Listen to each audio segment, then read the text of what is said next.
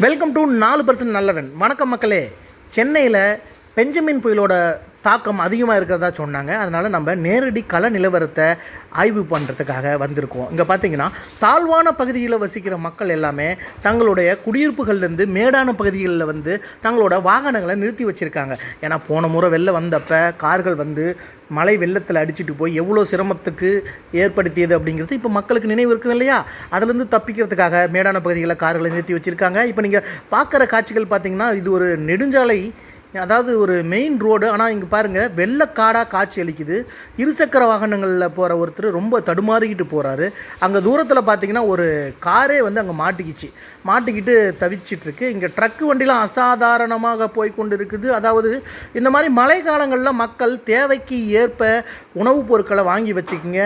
அத்தியாவசியமான தேவைகள், அதாவது உணவுப் பொருட்கள் வாங்க மட்டும் வெளியே வாங்க, மற்றபடி வீட்டிலே பாதுகாப்பாக இருங்க என்று உங்களுக்கு அன்பாக அறிவுரை சொல்லிக்கொள்வது 4% நல்லவன்.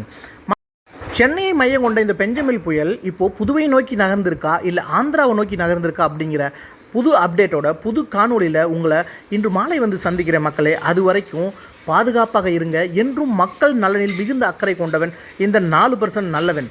தொடர்ந்து நம்ம சேனலுக்கு ஆதரவு கொடுத்த அனைத்து நண்பர்களுக்கும் நன்றி. மீண்டும் ஒரு காணொலியில் சந்திக்கலாம். நன்றி மக்களே, வணக்கம்.